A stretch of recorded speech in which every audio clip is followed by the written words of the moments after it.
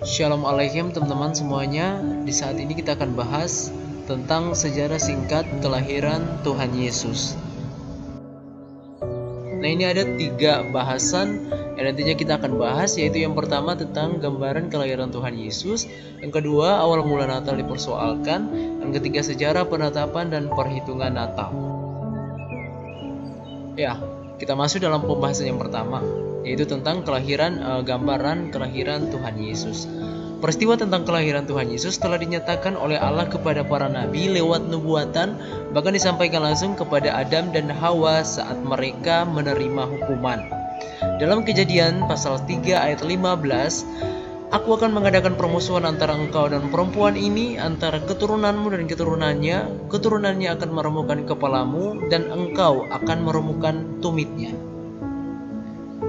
Ada 2 gambaran yang kita dapatkan dari Kejadian 3 ayat 15 di atas, yaitu bahwa yang pertama Allah mengadakan permusuhan antara manusia dan ular. Kenapa demikian? Karena pemberontakan dan dosa oleh tipu daya muslihat iblis, sehingga keduanya diberikan hukuman oleh Allah. Yang kedua adalah Allah menjanjikan penebusan yang memberi kemenangan kepada manusia lewat keturunan Hawa atau perempuan. Dipertanyakan bagi kita semua, siapakah yang dimaksud oleh Kejadian 3 ayat 15 atau yang dimaksudkan oleh Allah, yaitu sebagai penebusan. Nah, hal ini terdapat dalam kitab Yesaya pasal 7 ayat 14 bahwa Tuhan Yesus lahir dari seorang perempuan tanpa bersetubuh, yang digenapi dalam kitab Injil Matius pasal 1 ayat 20 sampai 23. Kegenapan juga terjadi dalam kitab Yesaya pasal 53 ayat 5 yang menyatakan bahwa Tuhan Yesus yang lahir dari perawan Maria akan diremukkan oleh keturunan iblis lewat penyaliban Tuhan Yesus.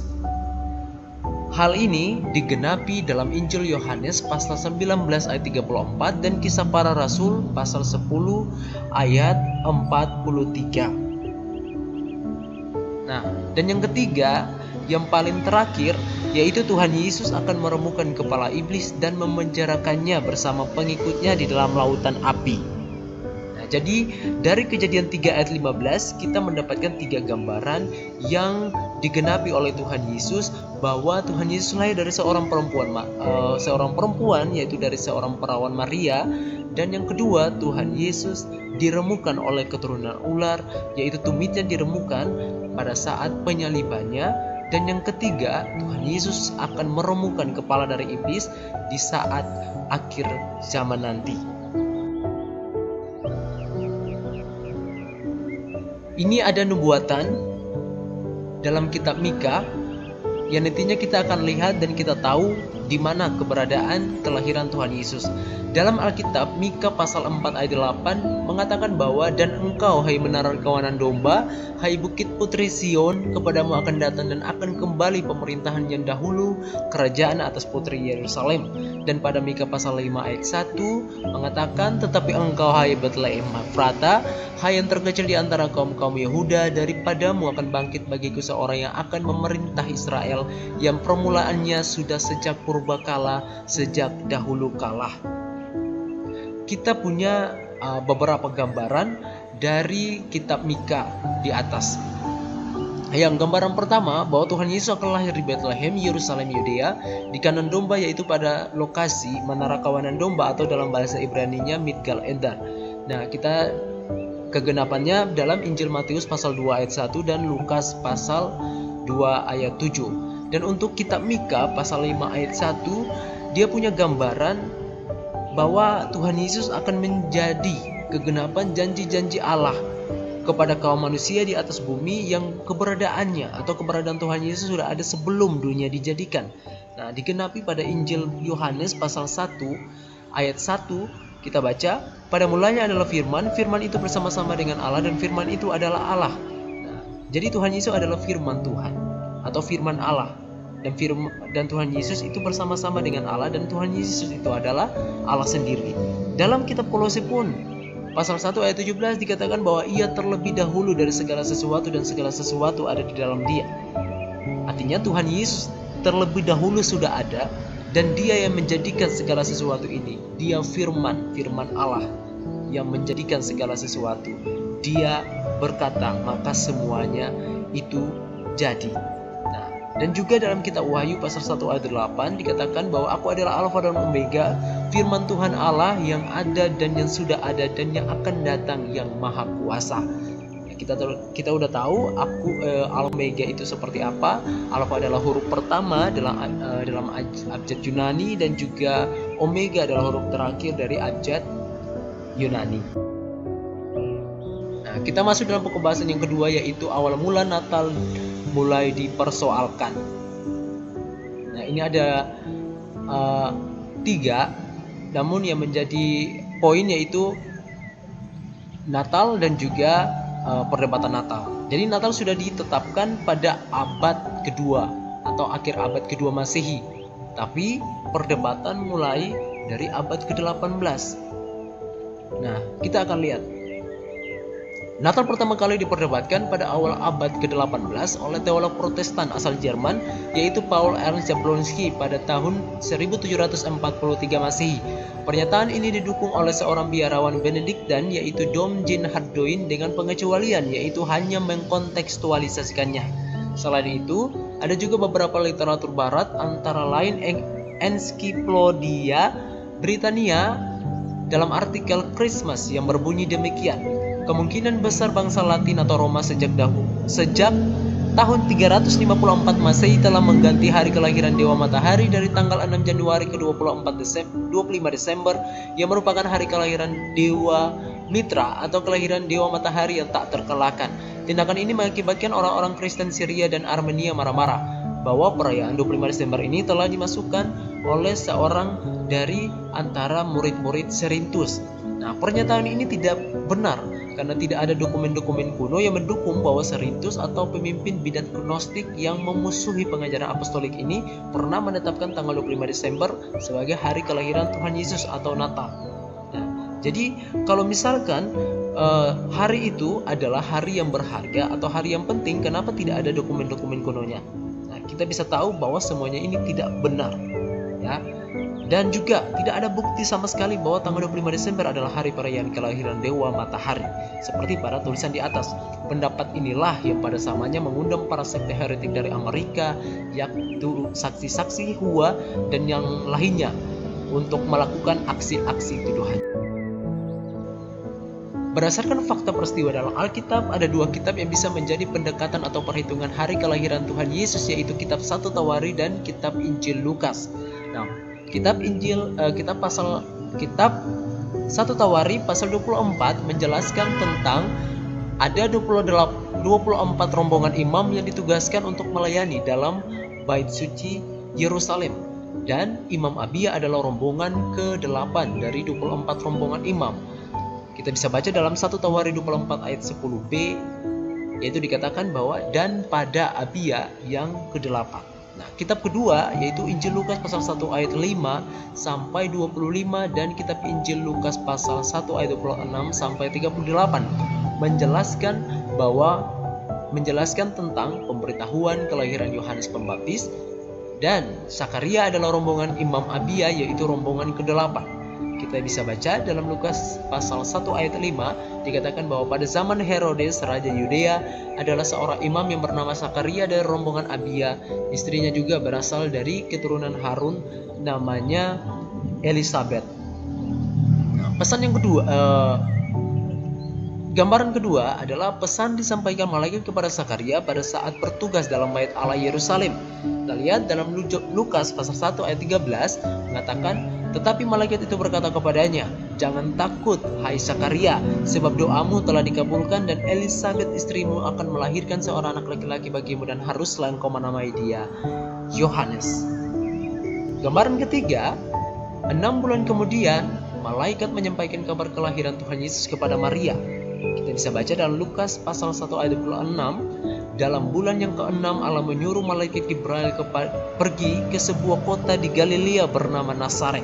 Dan pada ayat yang ke-36, dan sesungguhnya Elisabet sanakmu itu, ia pun sedang mengandung seorang anak laki-laki pada hari tuanya, dan inilah bulan yang ke-6 bagi dia yang disebut Man.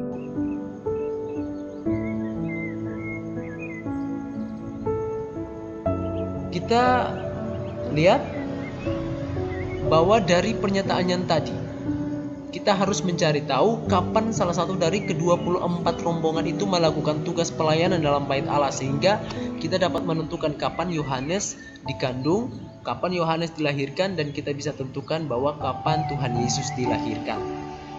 Menurut sumber Yahudi Mishnah, para rombongan imam melayani hanya 1 kali seminggu dalam 6 bulan atau setengah tahun, sehingga para rombongan imam hanya melayani 2 kali dalam 1 tahun. Nah, menurut sumber Yahudi ini atau Mishnah ini yang diikuti oleh sekte-sekte heretik atau teolog-teolog barat tadi, mereka memperhitungkan seperti ini. Imam Yoyarib melayani pada minggu pertama bulan Nisan, ya, atau tepatnya pada bulan Maret tua atau April muda. Nah, jadi bulan Nisan adalah bulan pertama dari kalender Ibrani. Nah, jadi Imam Yoyarib melayani pada minggu pertama bulan Nisan, dan dia akan kembali lagi melayani pada minggu pertama bulan Tisri atau minggu ke-7 bulan Tisri. Nah, perhitungan ini tidak bisa menjadi patokan. Mengapa? Karena bertolak dari fakta sejarah dari tulisan sejarawan Yahudi, yaitu Flavius Josephus, dan juga naskah kuno Gulungan Puasa atau Megillot Ta'anit pada 29b. Nanti kita akan lihat. Nah, ini tulisan dari sejarawan Yahudi Flavius Josephus dalam bukunya The Jewish World, buku 6 pasal 4 ayat 1 dan 5, ditulis yaitu tahun 37 sampai 100 Masehi. Nah, dituliskan terjemahannya sebagai berikut. Tapi untuk milik Tuhan itu secara pasti lama telah ditakdirkan untuk di bumi hanguskan, dan sekarang ini hari yang fatal datang sesuai dengan perubahan zaman terjadi pada hari ke-10 bulan Los atau bulan Ab, di mana itu sebelumnya pada hari yang sama bait Allah itu dibongkar atau dibakar oleh Raja Babel. Pernyataan di atas didukung dengan sebuah dokumen Gulungan Puasa Megillot Ta'anit 29b ditulis pada tahun 160 Masehi, diterjemahkan demikian. Pada waktu petang tanggal 9 bulan Ab setelah hari Sabat, dan yang bertugas sebagai mismar adalah Yehoyarib.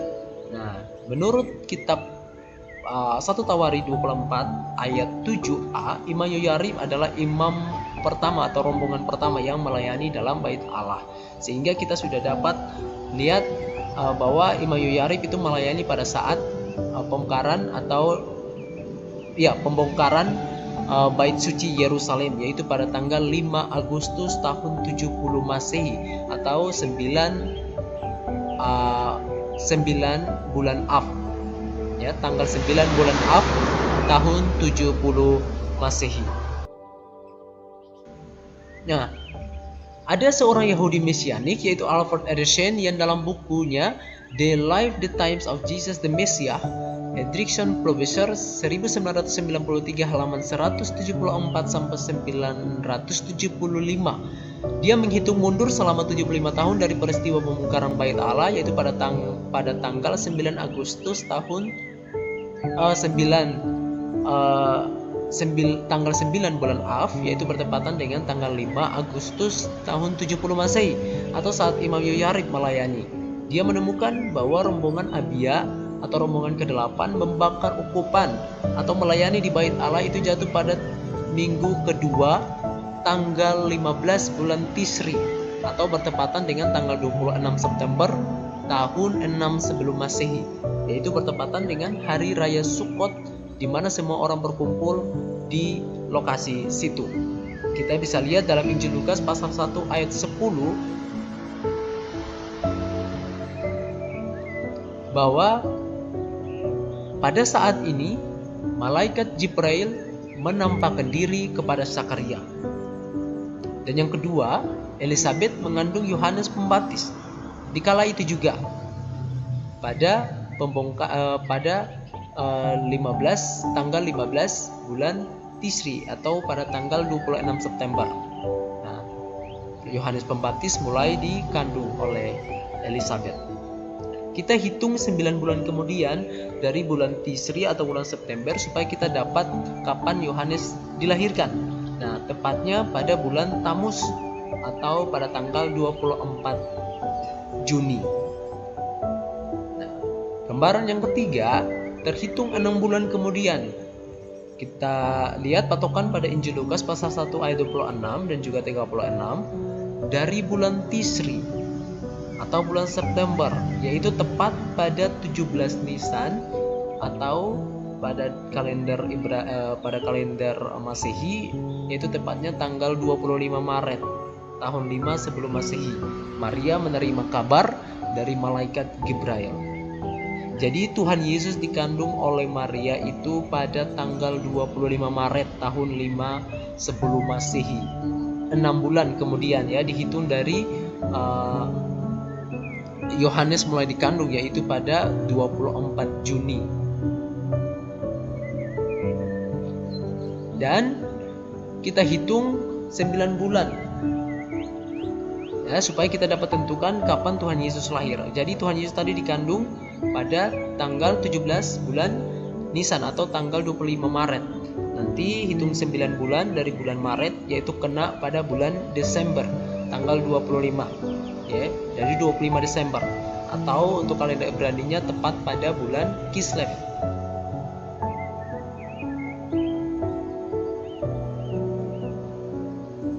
Nah, kita juga bisa menghitung lain, yaitu bahwa Yohanes Pembaptis lahir 6 bulan kemudian baru Tuhan Yesus lahir.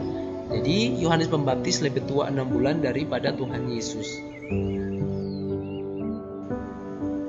Nah, ada juga beberapa sumber sejarah yang mendukung perhitungan tadi, yaitu yang pertama adalah Martheophilus, Patriark Gereja Ortodoks Syria di Antioquia tahun 168 sampai 183 Masehi. Dalam pernyataannya yang terkenal mengenai penetapan perayaan Natal mengatakan bahwa kita harus merayakan hari kelahiran Tuhan kita setiap tanggal 25 Desember, jatuh pada hari apapun. Nah, yang kedua oleh Baba Demetrius tahun 189 Masehi, Patriark Alexandria dan pemimpin tertinggi Gereja Ortodoks Koptik di Alexandria. Dia memasukkan perayaan Natal dalam dokumen Koptik Didaskalia Apostolorum atau Didaskalia Ataili Marsul atau Konstitusi Rasul-Rasul yang dalam terjemahan bahasa Arab terjemahan ditulis dalam bahasa Arab, namun ini terjemahan bahasa Indonesia. Demikian bunyinya: wahai saudara-saudara, tetapkanlah dalam hari-hari perayaan, yaitu hari Natal Tuhan kita, tepatnya pada tanggal 25 bulan ke-9 Ibrani yang bertepatan dengan tanggal 29 bulan ke-4. Tanggal 25 bulan ke-9 Ibrani adalah bulan Kislev.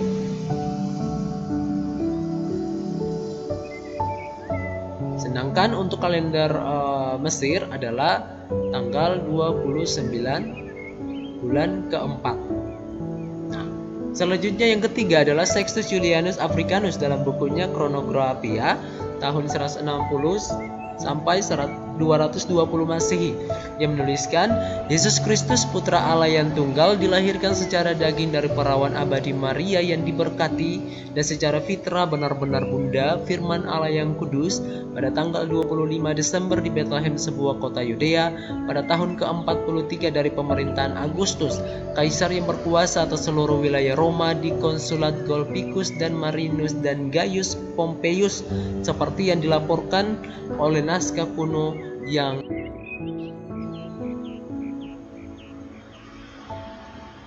selanjutnya dari Hippolytus, generasi ketiga dari Rasul Yohanes.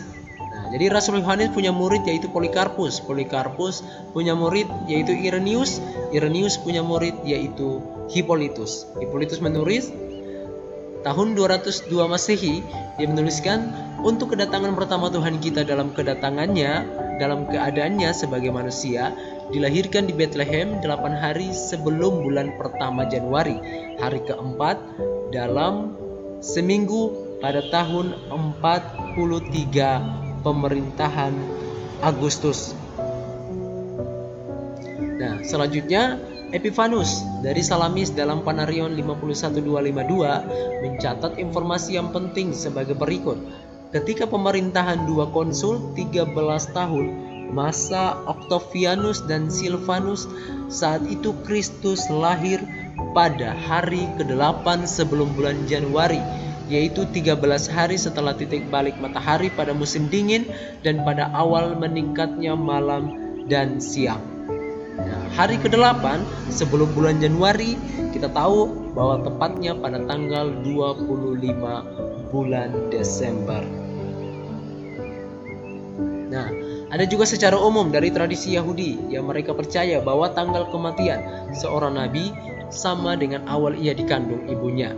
Karena itu kalau Yesus wafat pada perayaan Paskah Yahudi, yaitu pada tanggal 15 bulan Nisan atau bulan pertama dalam kalender Ibrani, yaitu sejajar dengan kalender kita, kalender Gregorian atau kalender Masehi, itu tepatnya pada tanggal 25 Maret. Nah, kita hitung 25 Maret 9 bulan kemudian. Dari 25 Maret itu tepatnya pada tanggal 25 Desember. Jadi tanggal 25 Maret adalah kabar sukacita Maria mengandung atau Maria menerima Tuhan Yesus. Nah, dari berbagai fakta sumber sejarah dan bagian Alkitab di atas menunjukkan bahwa penetapan tanggal 25 Desember sebagai hari kelahiran Tuhan Yesus atau Natal sudah ada sejak akhir abad kedua Masehi, bahkan oleh generasi ketiga dari Tuhan Yesus sendiri, yaitu Rasul Yohanes. Fakta ini membantah dan menudungi kepala sekte heretik dan umat non-Kristen yang suka melontarkan fitnahan hasil karya abad ke-18. Nah, itu saja pembahasan kita di saat ini tentang sejarah kelahiran Tuhan Yesus, dan semoga teman-teman bisa mendapatkan pemahaman baru dan bisa kita membela iman kita bersama-sama. Dan mohon maaf untuk videonya agak mungkin berantakan menurut teman-teman. Ini adalah video pertama kali yang dirilis oleh channel Warta Damai, mohon dimaklumkan, dan mungkin kedepannya akan bisa lebih baik lagi. Ya, jadi untuk penutupnya, terima kasih untuk sudah menonton video ini, dan semoga Roh Kudus selalu berkarya dan membaharui serta menuntun menghibur kita untuk menggapai Tuhan Yesus, menjadi jalan untuk kita selalu ada bersama dengan Tuhan Yesus, dan Tuhan Yesus akan menolong kita, memberkati kita. Dalam nama Tuhan Yesus, haleluya, amin.